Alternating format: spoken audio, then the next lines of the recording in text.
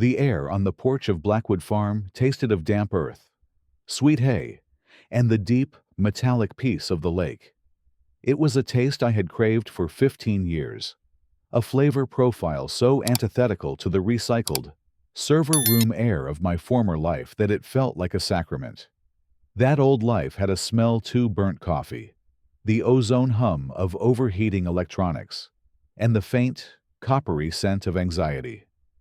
I remembered one night in particular, chasing a syndicate of hackers through 3 continents from a windowless room in Quantico.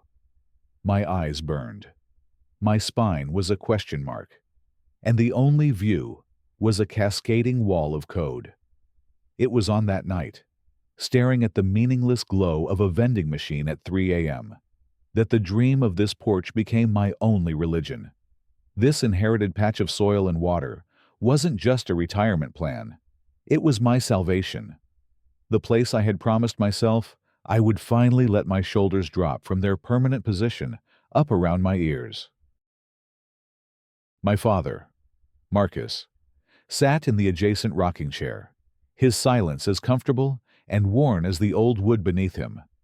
He was cleaning a vintage fly reel, his large, scarred hands that had once rappelled down buildings and disarmed far more complicated mechanisms moving with a watchmaker's precision. He caught me staring into the middle distance.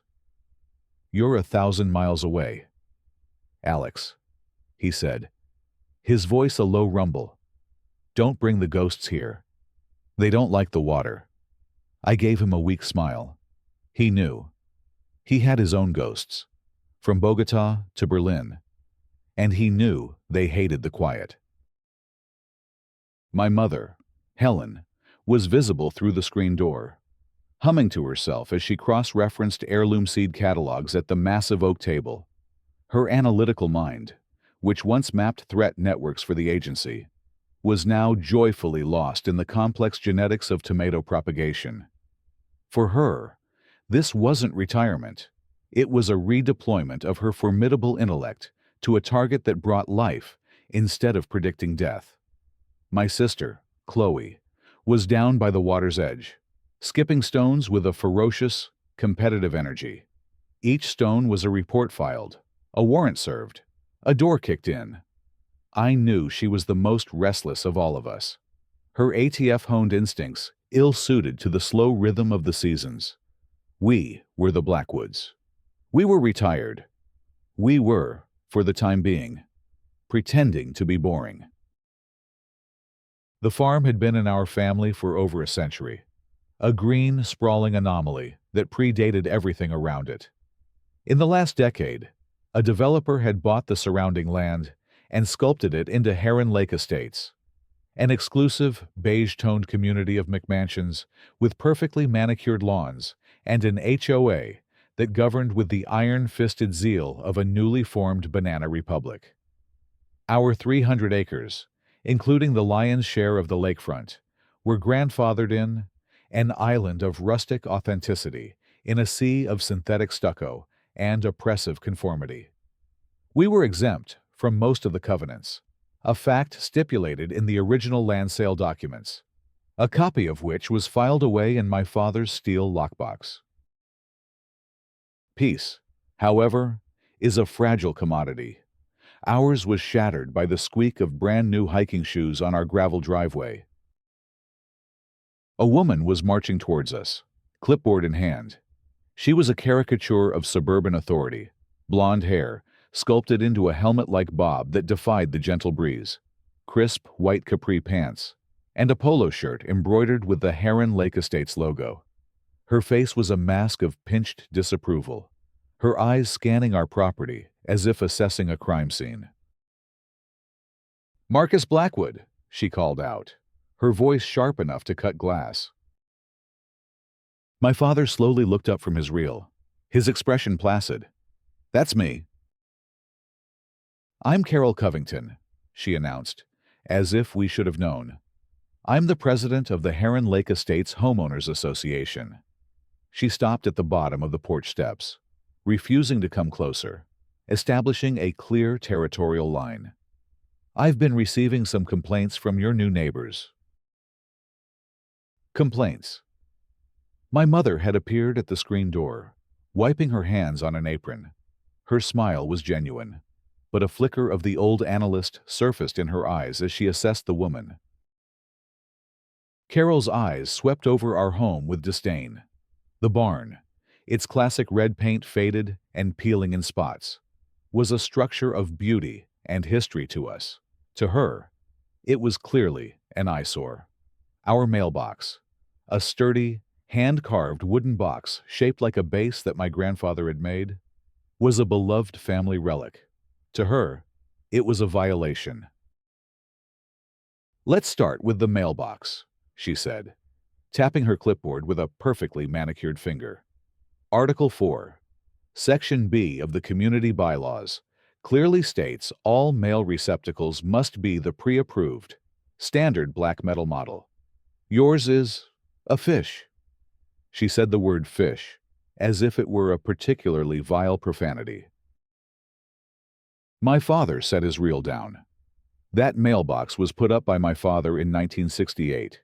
This farm was here long before your HOA, Mrs. Covington. "The name is Carol," she snapped, "and the rules apply to everyone. Uniformity is what maintains property values." Her gaze drifted to the pasture, where our two placid rescue horses, Pat and Mike, were grazing.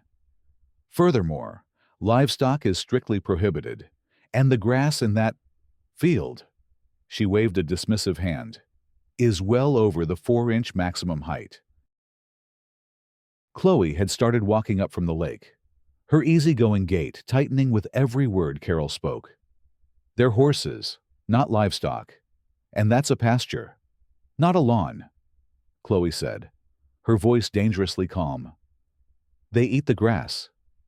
That's kind of the point."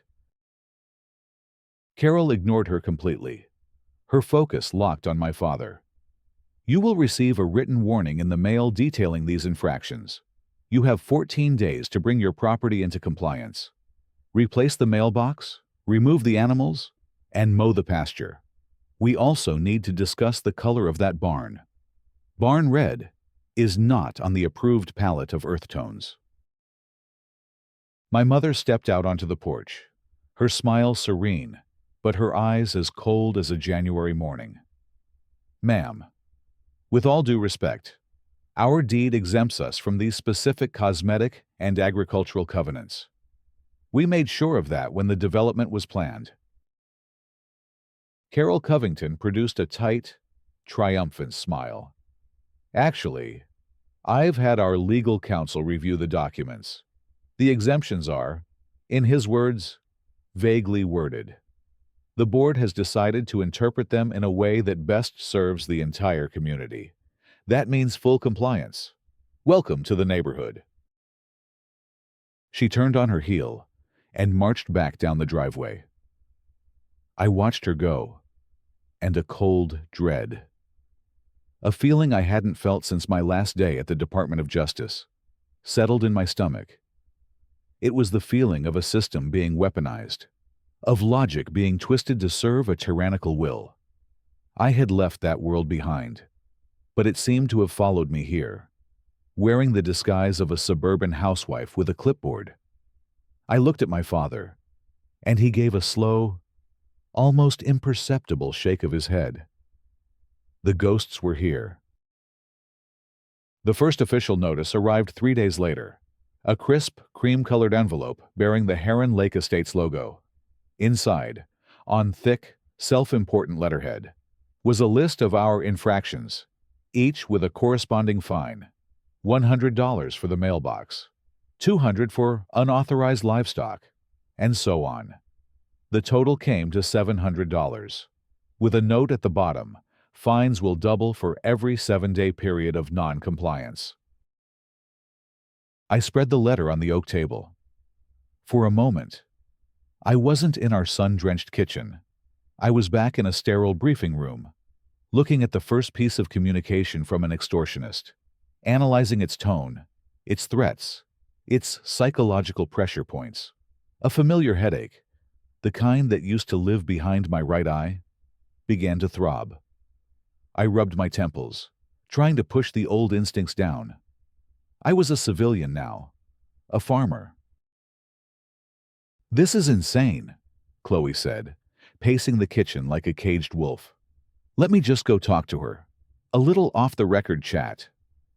In Chloe's ATF parlance, that could mean anything from polite intimidation to making someone intimately aware of the flammability of their deck furniture.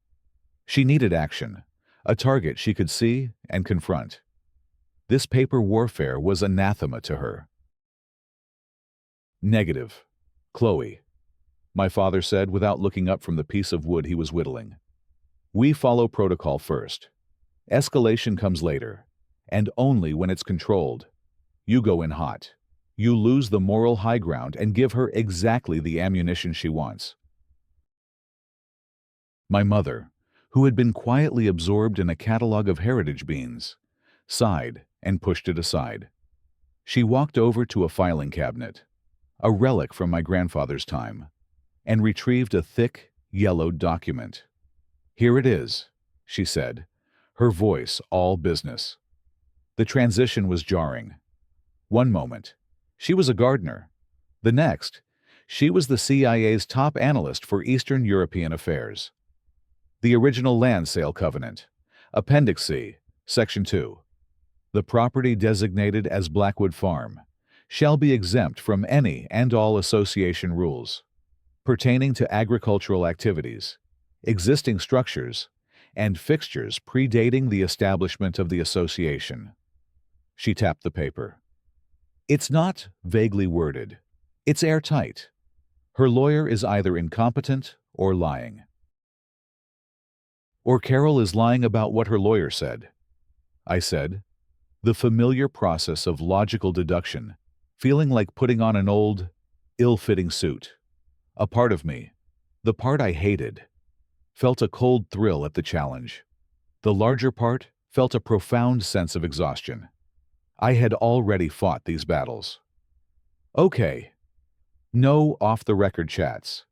Chloe, we're going to respond through official channels. We're going to be polite, professional, and utterly immovable. I spent the next 2 hours drafting a response. The words flowed with an ease that frightened me. It was a masterpiece of polite, legally dense prose. I didn't engage with the absurdity of the fines. I simply nullified their premise. I scanned and attached the relevant section of the covenant. I cited the parcel ID. I concluded with a simple, firm statement. Therefore, we consider this matter closed. I mailed it via certified mail. Return receipt requested. It felt like launching a piece of malware. A quiet, elegant bit of code designed to dismantle an opponent's operating system from the inside. And I hated myself for it. This was supposed to be my peaceful life. For a week, there was silence. Then, the second letter arrived. The board has reviewed your claim and has found your interpretation of the covenant to be invalid. The board is the sole arbiter of its bylaws. The original fines had doubled, and new ones had been added. The total was now a staggering $2,100. Sole arbiter of its bylaws. I read aloud, my voice tight. That's not how law works. That's how a dictatorship works. The headache was back, stronger this time.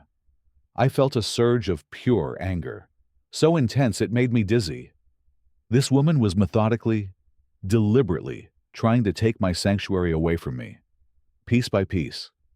The fear of losing this place, of being dragged back into a world of conflict and sleepless nights, was a physical thing, a knot of ice in my gut. She's not just ignoring the evidence, my mother said. Her analyst's mind fully engaged now. The seed catalogs were stacked neatly on a side table, forgotten. She's building a new narrative where the evidence doesn't matter. This isn't about the rules anymore. It's about power.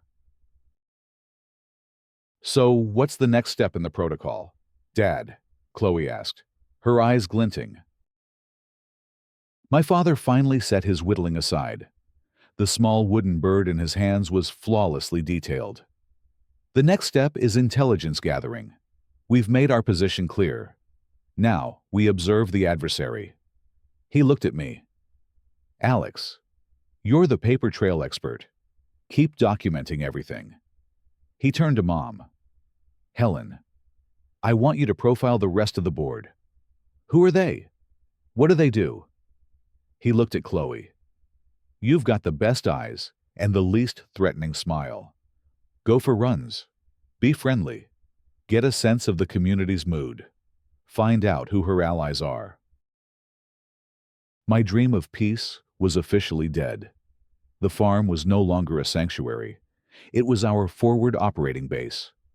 The petty fines were just probes. And we knew, with a certainty born of long and bloody experience, that she would now find another way to attack. That night, I couldn't sleep. I sat on the porch in the dark, the silence of the lake feeling fragile, temporary. I was Investigator Blackwood again, and it felt like a personal failure of the highest order. The attack came 2 weeks later, under the cloak of a moonless, overcast night. I was woken by a sharp, splintering crack that cut through the familiar chorus of crickets.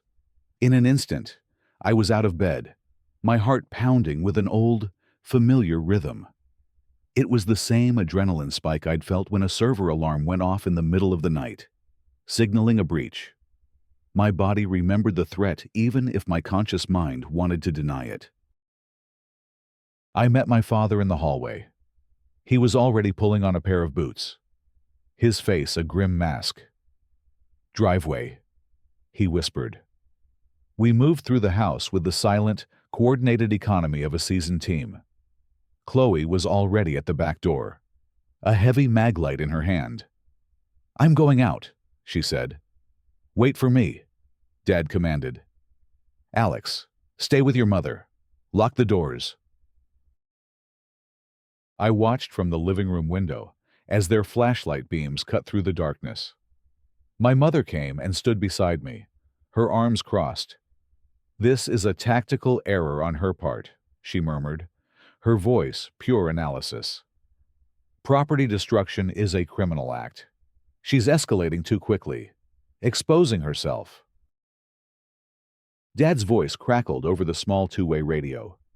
Alex, you need to see this.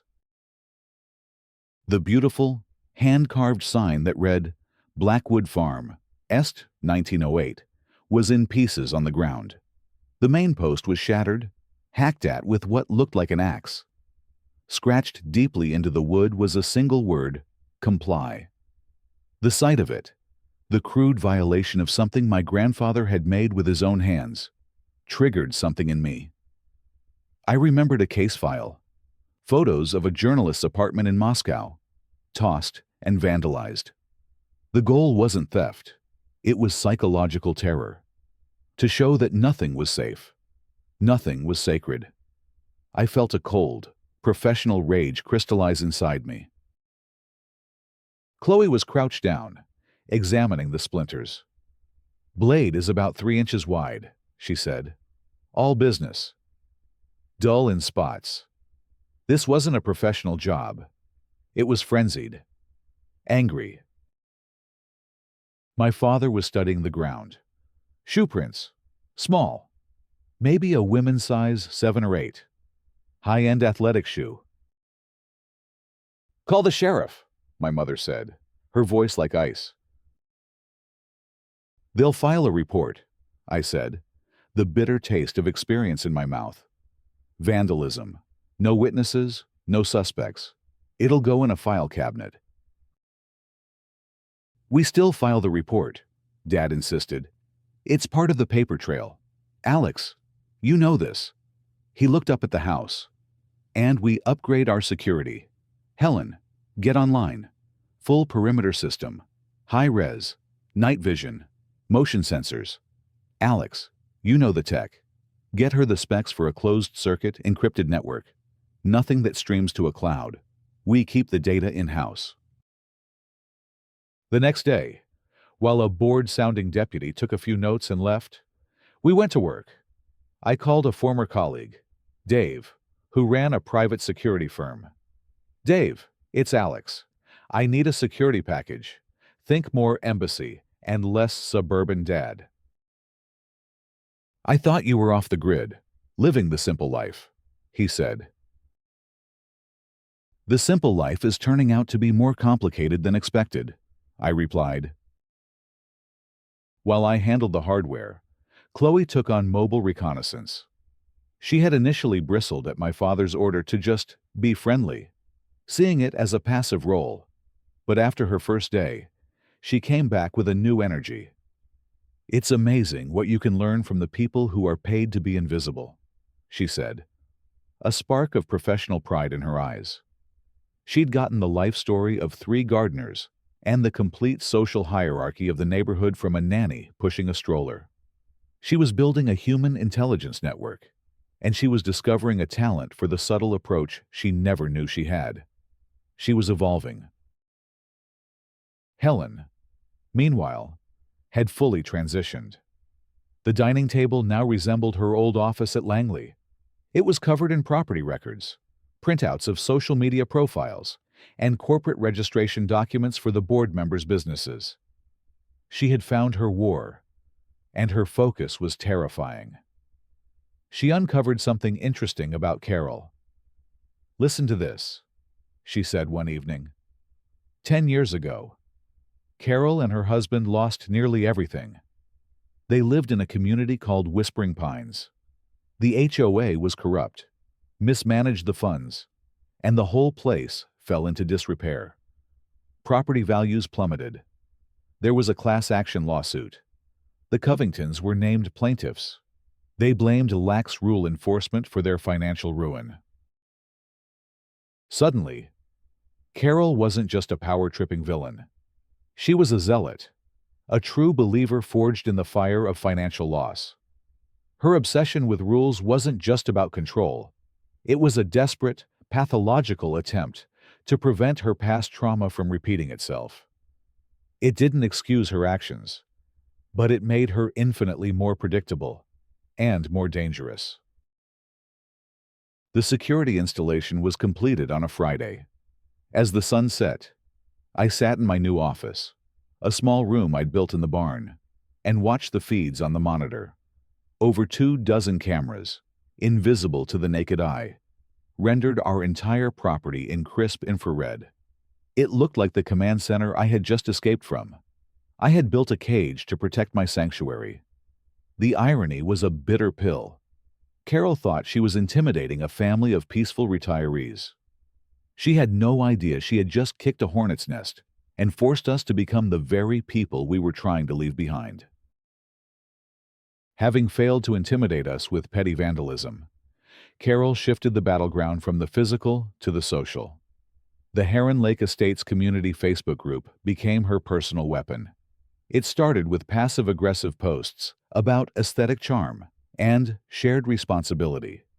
Then it became more direct, targeting our small honor system tomato stand as an unapproved commercial enterprise.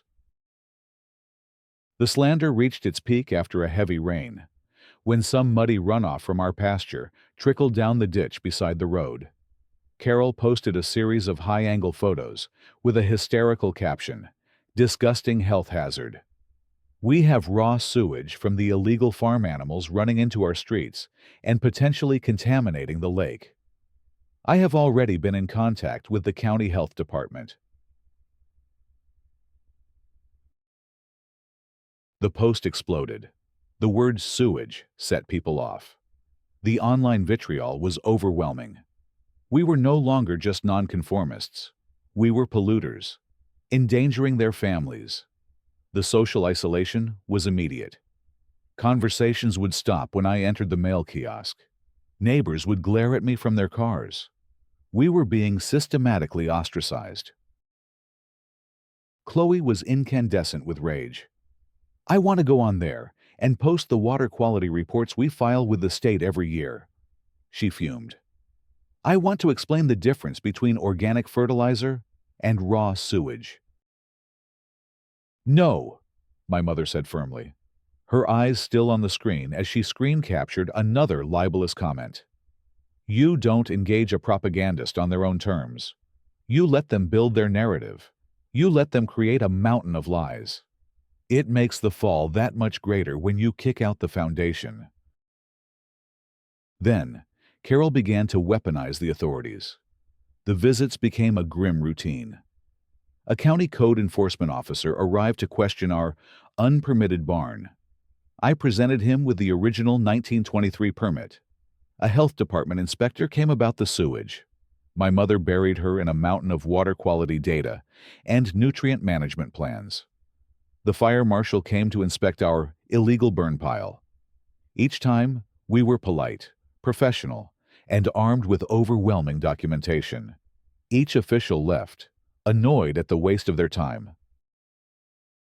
The campaign of attrition was taking its toll, but not in the way Carol intended. It wasn't breaking us. It was hardening us. One evening, after a particularly grueling day that had involved visits from both animal control, responding to a ludicrous claim of animal cruelty, and a surveyor checking our property lines for an encroachment complaint, the four of us sat on the back patio in exhausted silence. I hate this, I said quietly, staring out at the lake. I hate what we're having to do, what we're having to be. Every time I pull out a document or quote a statute, I feel like I'm losing a piece of the person I came here to become. My father, who had been silently watching the twilight deepen, spoke. In my HRT days, the worst sieges weren't the ones with constant gunfire. They were the quiet ones. The ones where the adversary tries to wear you down with psychological games. Sleep deprivation. Cutting off your water. They want you to make a mistake out of sheer exhaustion. They want you to lose your discipline. He looked at me, his eyes clear and steady. This is a siege. Alex. She is trying to make us lose our discipline, but she doesn't know who we are. We don't break. We hold the line. His words didn't make me feel better, but they clarified the situation. This was our line, and we would hold it. The final straw was a visit from 2 sheriff's deputies on a Saturday afternoon, responding to a call about loud music, shouting, and possibly illegal firearms being discharged. As we stood in the quiet afternoon, the sizzle of burgers on the grill, the only loud noise, the senior deputy sighed. Between you and me, he said, lowering his voice. This is the 4th call we've had from the same restricted number. The dispatcher is flagging it as harassment. If we get another one, we might be paying a visit to the caller instead. They left. The burgers were forgotten. Carol had exhausted all of her indirect methods. I knew, with a chilling certainty, that her next move would be a direct, personal threat. I sat in my office late into the night, watching the sterile, gray and white images on the camera feeds. I was on watch. The farmer was gone, and the sentinel had taken his place. The final escalation happened on a Tuesday morning. The air was thick with the promise of a summer thunderstorm. I saw her on the camera feed on my phone, Carol's white SUV, parked just off our property. She got out and stood there, arms crossed, staring towards the house. It was a blatant act of intimidation. We've got a visitor, I said to my father. He sighed, setting down the tool he was using. Let's go see what she wants. We walked down the long driveway. As we approached, I could see Carol's face. The mask of polite, suburban concern was gone. Her expression was a twisted knot of pure, undiluted rage. Her carefully constructed world of rules and control was crumbling because we refused to bend, and it was driving her insane. Blackwood, she spat my father's name. Carol, my father replied, his voice even. Don't you patronize me, she hissed. I know what you're doing. You think you're clever, with your little documents and your loophole lawyers. Her eyes, wild and manic, darted between my father and me. Then, her gaze fixed on me, and a cruel, triumphant smile spread across her lips. You, in particular, she said, her voice dropping. The quiet one who works on his computer all day. The consultant. I did some checking. Alex, it's amazing what you can find online. I know who you work for. Aegis Cyber Solutions. A very impressive sounding name. She held up a thick manila envelope. I've prepared a full report for your CEO. A detailed summary of your family's antisocial behavior, your violations, your illegal commercial enterprises, your public health violations. She took a step closer to the property line, her eyes gleaming. I imagine a high-level cybersecurity firm that deals with sensitive clients, values discretion and stability in its employees. They probably wouldn't be too happy to learn. One of their senior consultants is a disruptive, unstable troublemaker.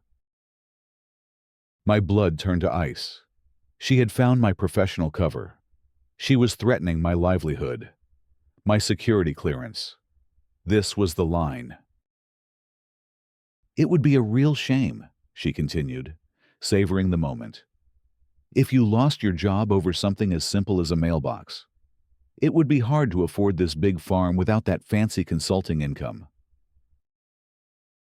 The threat was naked, unambiguous, and in that moment, all my internal conflict, my guilt about using my old skills, evaporated. It was replaced by a profound, sorrowful clarity. She had brought the war to my front door, but worse, she had brought the war inside my head, forcing the man I used to be to the forefront. She had made it impossible for me to be the person I came here to be. The fight was no longer about protecting my peace. It was about honoring the sacrifice I had made to get it. My father took a half step forward, but I put a hand on his arm. I looked at Carol Covington, and the mask of the peaceful retiree fell away completely. Carol, I said, and my voice was so devoid of emotion, it sounded like it belonged to someone else. You have no idea what you're doing. Oh, I think I do, she sneered, waving the envelope. I hold all the cards now. Comply, with everything, or this goes in the mail tomorrow morning. She got back in her SUV and sped away. I stood there for a long moment. She thought she had declared checkmate. She didn't realize I wasn't playing chess. I turned to my father. Call the lawyer, I said. Tell him it's time. Then I looked towards the house, where my mother and sister were watching, and booked the community center for the emergency HOA meeting, the one she's been threatening to call. In fact, insist on it. Tell her we have a presentation we'd like to make. The time for defense was over. It was time to counterattack. The Heron Lake Estates Community Center was a monument to beige. The air was thick with cheap coffee and the palpable tension Carol had been cultivating for weeks. Nearly the entire neighborhood was there, drawn by the promise of a public execution. Carol stood at the podium, basking in the spotlight. My family and I took seats in the front row. I felt a profound sense of tragedy, as if I were attending a funeral for the quiet life I had so desperately wanted. I was wearing a suit and tie for the first time in a year. It felt like a costume from a past life. Carol launched into her presentation, a slideshow of our supposed crimes. The fish-shaped mailbox, the horses, the muddy runoff. She whipped the crowd into a righteous mob. The board is proposing an immediate and severe lien on their property and a vote to permanently revoke their access to all community amenities, including the lake, she declared. A smattering of applause broke out. Carol held up her hands for silence, a smug, victorious smile on her lips. Before we vote, she said, looking directly at me. "The Blackwood family has requested to make a statement. The floor is yours." I stood up and walked to the podium. I felt like I was putting on an old, uncomfortable uniform. The calm I projected was not confidence. It was a practiced, professional detachment I hated but desperately needed. I connected my laptop to the projector. The image of Carol's PowerPoint disappeared, replaced by the desktop of my secure, encrypted machine. "Good evening," I said, my voice amplified by the microphone. "My name is Alex Blackwood. I'm here to present facts." My first slide appeared. It was a crystal-clear, high-definition image, date and time stamped 2:17 a.m. A figure in a dark hoodie, hacking at our farm sign with a machete. I zoomed in on the figure's face. It was unmistakably Carol Covington. A collective gasp went through the room. Carol's face went white. "That's fake. It's photoshopped," she shrieked. "All evidence has been authenticated by a third-party forensic expert," I said coolly. Slide after slide, I laid out the case. The libelous Facebook posts next to official water quality reports. Audio recordings of her anonymous, hysterical calls to the sheriff. The room's mood shifted from outrage at us to a horrified silence directed at her. Carol was on her feet, her face a mask of purple fury. "This is an invasion of my privacy. This is harassment. I'm still reporting you. I'll have your job for this," she screamed. I clicked to my final slide. It was just text. 4 names, each with a title. Marcus Blackwood, retired. Supervisory Special Agent. FBI Hostage Rescue Team. Helen Blackwood, retired. Senior Intelligence Analyst. Central Intelligence Agency. Chloe Blackwood, Special Agent. Bureau of Alcohol, Tobacco, Firearms and Explosives. Alex Blackwood, Lead Investigator, resigned. Department of Justice, Cybercrime Division. I let the information hang in the air. The silence was absolute. I looked at the screen and felt a deep sorrow. This was our family's true sign. Not Blackwood Farm, but a list of government agencies. This is what she had forced us to become again. I turned to face Carol. "You threatened to send a letter to my CEO. The company you found is a government pass-through. Any complaint sent to them would be flagged and forwarded directly to my old boss." I leaned into the microphone. "That would be the Attorney General of the United States. So please, Carol, tell me again, how, exactly, do you plan to have my job?" The power dynamics shattered.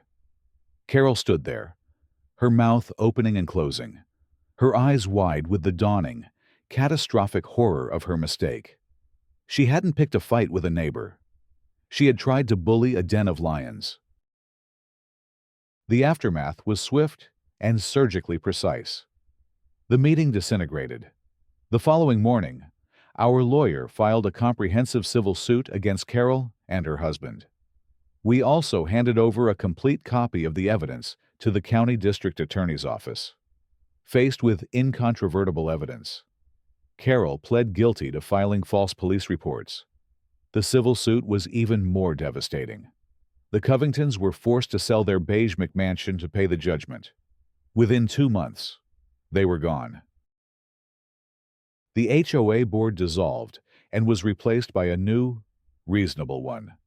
Our farm's historical exemptions were formally acknowledged in perpetuity. One perfect autumn evening, I sat on the porch, watching the sun set over the lake. My father was beside me, oiling the hinges of the new farm sign we had built together. The peace had returned, but it was different. It was not the naive peace of a sanctuary assumed, but the earned, resilient peace of a home successfully defended. The cost of that peace had been high. We'd had to resurrect the ghosts of our pasts to secure our future. As I watched the last sliver of sun dip below the horizon, I finally allowed myself to believe they might go back to sleep. The mission was finally, truly accomplished.